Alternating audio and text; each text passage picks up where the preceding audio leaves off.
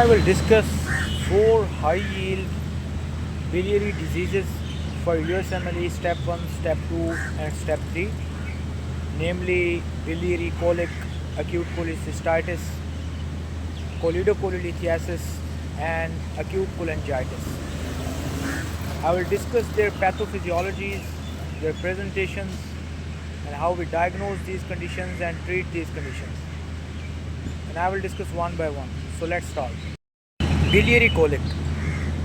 Its pathophysiology involves consumption of a fatty meal following high fat meal intake causes the release of CCK cholecystokinin from eye cells of the duodenum and proximal jejunum that causes gallbladder contraction and subsequent stone impaction in the cystic duct that causes pain in the epigastrum or right hypochondrium, and when the stone falls back into the gallbladder the pain subsides.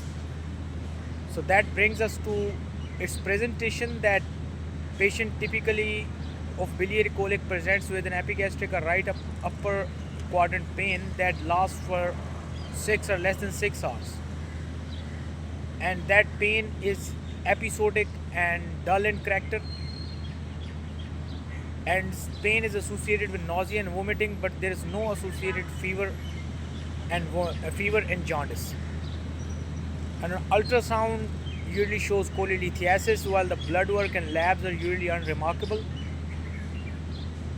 And for treatment, if the patient is symptomatic and having frequent pain attacks, then we go for elective cholecystectomy. And the high yield risk factors and quite common associations for biliary colic are typical 4Fs, that a fat, fertile female in her 40s and are typically a fair color. Fair color is also a high risk association for cholelithiasis.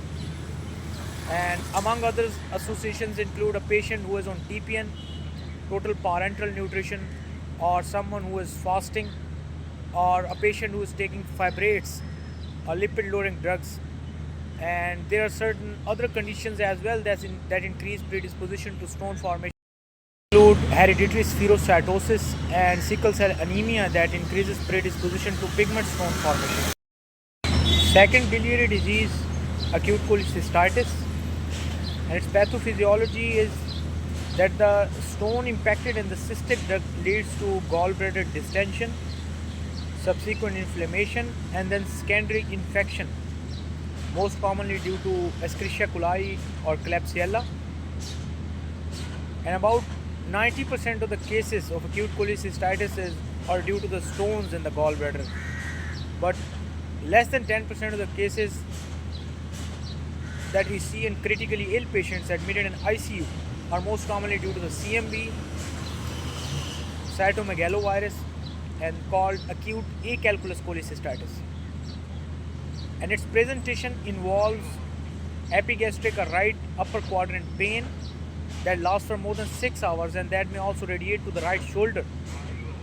And pain is associated, in addition to nausea and vomiting, also with fever. And palpation of the right upper quadrant in patients of acute cholecystitis causes an inspiratory arrest that is called Murphy sign. And for diagnosis, we do ultrasound, which shows typical signs of gallbladder inflammation like gallbladder wall thickening or pericholecystic fluid. But if the ultrasound is inconclusive, then we can go for HIDA scan. And for treatment, we give IV antibiotics and IV fluids. Most commonly, antibiotics that we use are metronidazole and ceftriaxone.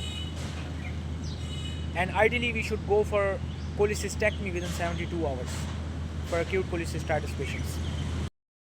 Third biliary disease, choledocholelithiasis. Pathophysiology. Here the stone migrates from the gallbladder and is impacted in the common bile duct, causing biliary obstruction. And here the patient presents with right upper quadrant pain that is associated with jaundice, causing dark urine, pale stools, pruritus, but there is no associated fever. An ultrasound shows On diagnosis and workup, ultrasound shows dilated CBD of more than 6 mm, and blood and labs workup shows a cholestatic pattern with elevated bilirubin, elevated alkaline phosphatase, and elevated GGT. And here the ERCP is diagnostic, and also it is used to treat, to extract the stone from the CBD.